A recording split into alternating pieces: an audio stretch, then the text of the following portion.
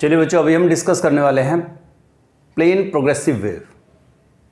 तो इसकी इक्वेशन कैसे बनती है, क्या इक्वेशन होती है, उसको ट्राई करने वाले हैं अभी। आप देखिए, पहले तो ये समझते हैं कि प्लेन प्रोग्रेसिव वेव क्या होती है। जैसे मान लीजिए एक वायर या एक रस्सी पकड़ लो और एक एंड पे बांध दो, तो आप इधर से इसको ऐसे हिलाना शुरू करो तो बेटा एक वेव इस फॉर्म में आगे की तरफ बढ़ेगी। ये एक्चुअली वेव है। और अगर ये कंटिन्यूसली सेम एम्पलीट्यूड से कंटिन्यूसली मूव करती रहती है तो ये बन जाएगी प्रोग्रेसिव वेव। तो a wave which can travel in a medium in same direction without change in amplitude continuously, that is called a plane progressive wave. समझते हैं, मान लीजिए एक ये वेव है रेड कलर में जो मैंने बनाई है और इस तरफ चल रही है, तो मैंने ऑसिलेशन यहां से स्टार्ट किया है। तो क्या होगा बेटा, जब ये वेव आगे चलेगी तो ये पॉइंट सबसे पहले ऑसिलेट करेगा, इसके बाद इसके आगे वाला, इसके आगे वाला, इसके बाद, मतलब इस तरफ ऑसिलेशंस लेटर बाद में पहुंचेंगे। सबसे ज़्यादा ऑसिलेशन किसके होंगे, इस पॉइंट के, उससे कम इसके, उससे कम इसके, इस तरह से पीछे की तरफ और ऑसिलेशंस कम होते जाएंगे। लेकिन बेटा हम प्रोग्रेसिव तभी मानेंगे जब सबका एम्पलीट्यूड क्या होगा, हर वेव का एम्पलीट्यूड क्या होगा, सेम रहेगा। तो देखिए, मान लीजिए हम यहाँ पे ऑसिलेशन स्टार्ट कर रहे हैं t इक्वल्स टू 0 टाइम पे, तो आफ्टर टाइम t इस पॉइंट पे ऑसिलेशंस का एम्पलीट्यूड सपोज कीजिए a मान रखा है हमने, तो किसी भी टाइम पे डिस्प्लेसमेंट कितना होगा, t टाइम पे इस पार्टिकल का, जो पार्टिकल o पॉइंट पे है उसका डिस्प्लेसमेंट क्या होगा, तो वो हम निकाल सकते हैं बेटा एसएचएम की इक्वेशन से, y equals to a sine omega t। तो जो O पॉइंट पे एक पार्टिकल है, उस पार्टिकल के ऑसिलेशन की इक्वेशन ये बन गई। तो डिस्प्लेसमेंट हम फाइंड आउट कर सकते हैं।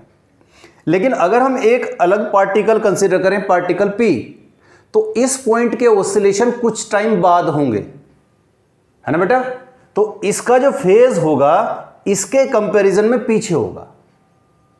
समझ रहे, जैसे अगर मैं यहां से लेके यहां तक का सोचूं तो इन दोनों के बीच फेज डिफरेंस कितना है, यहां से लेके यहां तक का 2 पाई। अगर इन दो पॉइंट को लेते तो इन दोनों के बीच फेज डिफरेंस कितना है, पाई। इन दोनों के बीच में फेज डिफरेंस कितना है, 3 पाई। इन दोनों के बीच में 4 पाई।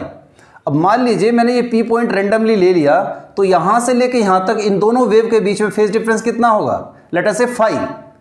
तो बेटा इस पॉइंट का अगर मैं डिस्प्लेसमेंट लिखूं तो लिख पाऊंगा y equals to a sine omega t minus 5, क्योंकि इसका फेज इसके कंपैरिजन में कम है। कितना कम मान लिया हमने, 5 कम मान लिया। तो बेटा y equals to a sine omega t minus 5 equation हो गई इस पॉइंट के डिस्प्लेसमेंट की। और हम लोग जानते हैं फाइज इक्वल्स टू क्या होता है, 2 pi by lambda into x. इसको ऐसे समझ सकते हैं, अगर ये फॉर्मूला नहीं समझ में आ रहा है इसको ऐसे समझो बेटा। सपोज कीजिए एक वेव चल रही है ऐसे, यहां से यहां तक का डिस्टेंस कितनी है, लैम्डा। और बेटा यहां से यहां तक आते आते फेज कितना हो जाता है, फेज हो जाता है एक वेव का 2 पाई।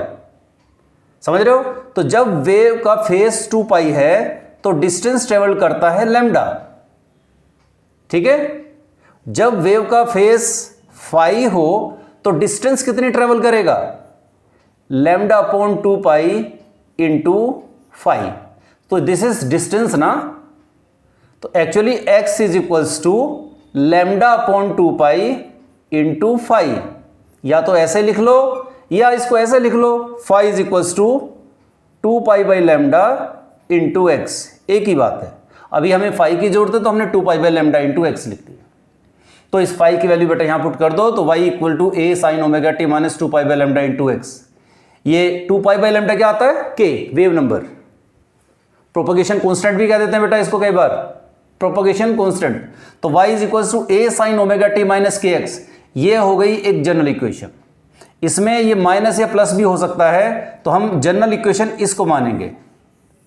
इसमें समझते हैं क्या क्या है। ये तो कहलाता है बेटा जनरल इक्वेशन में कहीं पे भी किसी भी पॉइंट पे डिस्प्लेसमेंट कितना होगा, किस पोजीशन पे किस टाइम पे कितना डिस्प्लेसमेंट होगा, ये वो है। a उस वेव का एम्पलीट्यूड है, ओमेगा एंगुलर फ्रीक्वेंसी, और ये इक्वेशन है t टाइम पे और x डिस्प्लेसमेंट पे या x पोजीशन पे। k हमारा अभी मैंने बताया प्रोपगेशन कांस्टेंट है, और फाई का मतलब है इनिशियल फेज। जरूरी थोड़ा ये इनिशियली हम उसको बिल्कुल 0 से स्टार्ट करें, कहीं से भी शुरू कर सकते हैं। तो ये इनिशियल फेज कहलाएगा बच्चों। दूसरी बात, इस साइन का बड़ी इंपॉर्टेंस है। समझिए, अगर कोई वेव इस तरफ चल रही है प्लस एक्स की तरफ, तो बच्चों इक्वेशन आएगी y equals to a sine omega t minus k x. अगर वेव इस तरफ चल रही है तो हम लिखेंगे y is equals to a sine omega t plus k x. ध्यान रखना, जब पॉजिटिव x में है तो यहाँ पे माइनस आता है, जब नेगेटिव x में है तो यहाँ पे प्लस आता है। ऐसे ही सोच के देखो, अगर हम इधर की तरफ इक्वेशन लिखते, जो वेव इधर चल रही होती y डायरेक्शन में, तो फिर इक्वेशन क्या होती उसकी, उसको हम ऐसे लिख सकते थे x is equals to a sine omega t, क्या लिखेंगे, पॉजिटिव x में, पॉजिटिव y में है तो माइनस के वाई। देखो ये जो x है ये डायरेक्शन बताता है, प्लस माइनस पॉजिटिव या नेगेटिव बताता है। इस केस में हमने यहाँ पे y लिखा, इसका मतलब y डायरेक्शन की तरफ, लेकिन यहाँ पे माइनस है तो प्लस y की तरफ हुआ।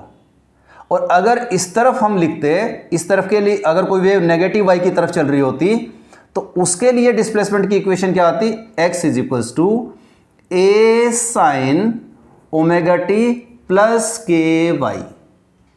तो बेटा किसी भी इक्वेशन में यहां पर जो x y z जो भी लिखा हो तो उस डायरेक्शन में वेव की डायरेक्शन होगी। दूसरी बात, अगर प्लस है तो माइनस वाई की तरफ, और अगर यहां माइनस होता तो प्लस वाई की तरफ। तो जनरल इक्वेशन को डायरेक्शन अगर फाइंड आउट करनी हो तो इस तरीके से फाइंड आउट करेंगे। प्रोग्रेसिव वेव की बेटा जो कुछ इंपॉर्टेंट क्वालिटीज़ हैं, जरा इंपॉर्टेंट टर्म्स हैं उनको समझते हैं। जैसे वेव वेलोसिटी, कोई भी वेव है जब ट्रैवल करेगी तो वो एक कांस्टेंट वेलोसिटी से मूव करेगी, हर जगह पे उसकी वेलोसिटी सेम होगी, और वो वेलोसिटी हम निकालेंगे v equals to mu lambda से। ठीक है, v is equals to mu lambda, ये वेव वेलोसिटी का फॉर्मूला है।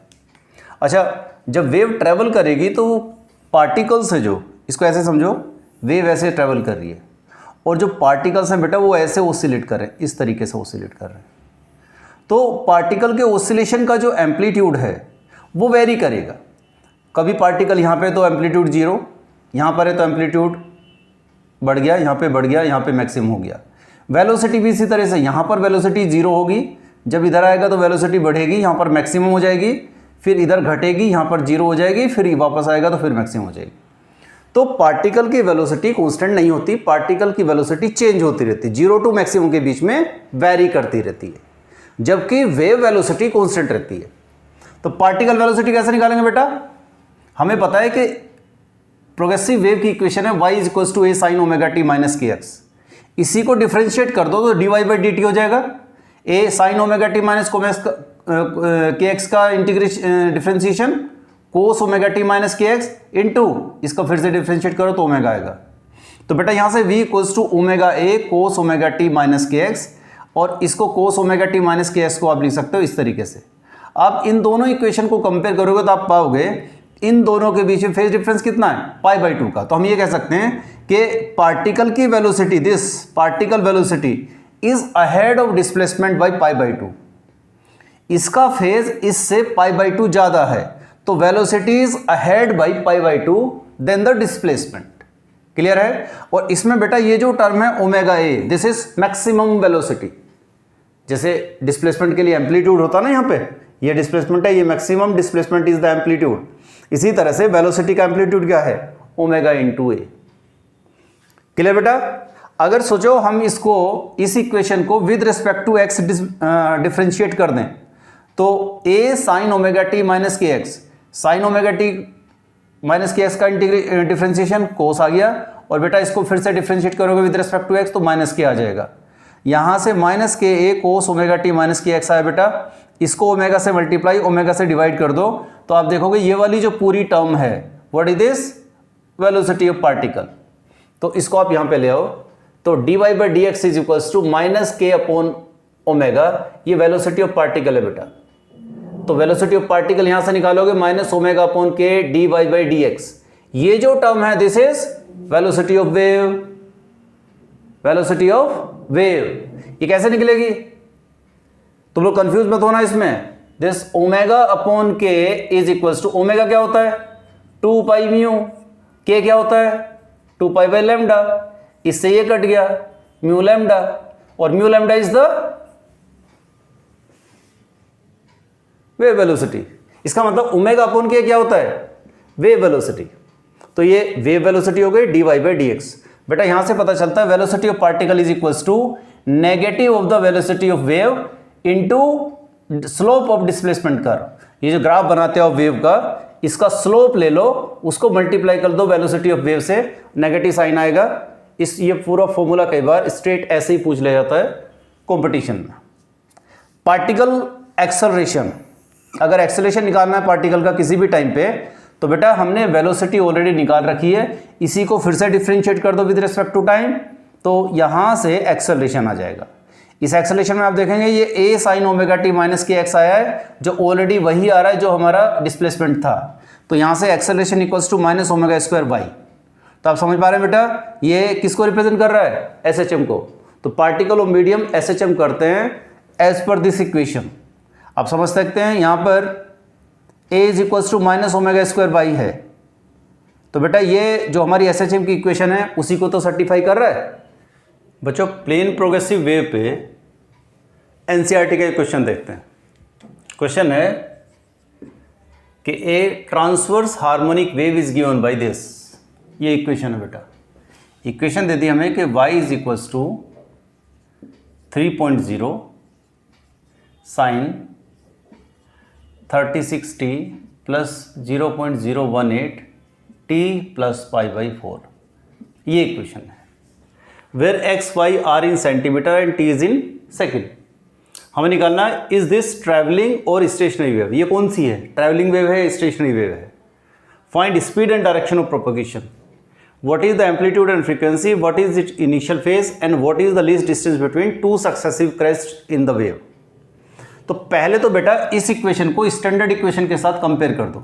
स्टैंडर्ड इक्वेशन क्या होगी, y equals to a sine omega t plus omega T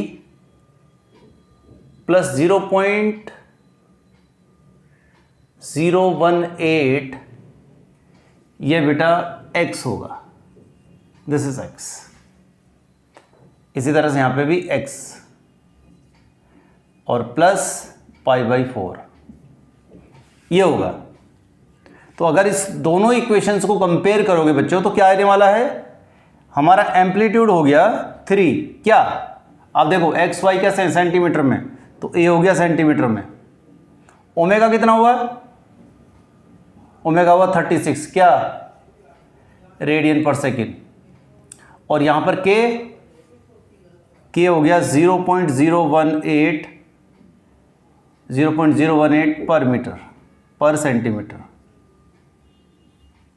2 pi by lambda होता ना बेटा।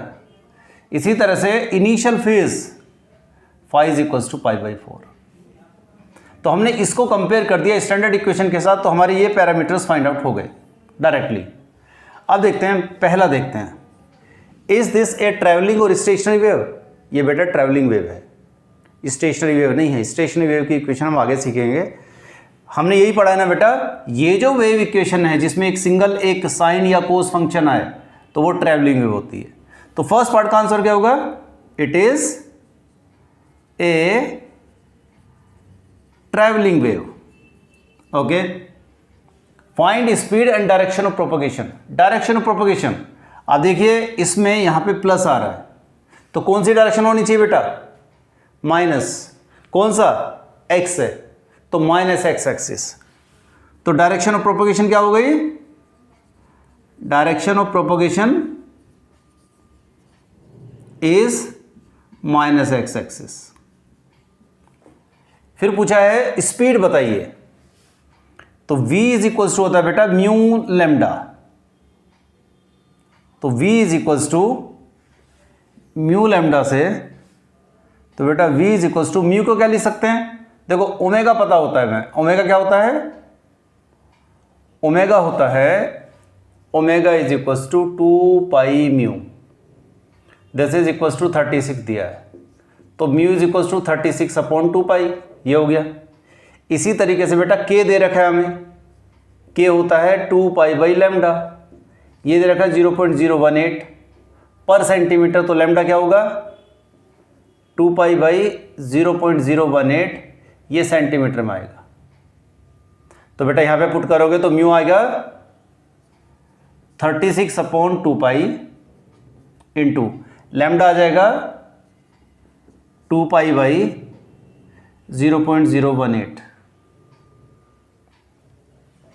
This is in centimetre, decimal हटा दो तो ये हो गया 1 2 3 सेंटीमीटर है ये। इसको मीटर बनाओगे बेटा तो 100 से डिवाइड करो, ये हो गया 18 2 जा,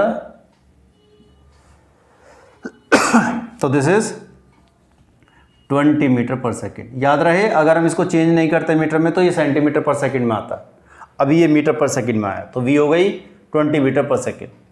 what is its amplitude and frequency? Amplitude 3 है बेटा। Second amplitude a is equals to 3 centimetre. इसके बाद फ्रीक्वेंसी, अभी हमने देखा फ्रीक्वेंसी क्या है, frequency is equals to 36/2 pi, क्या हर्ट्ज। तीसरा what is its initial phase, तो हमें पता है बेटा ये जो है दिस इज इनिशियल फेज, तो इनिशियल फेज इज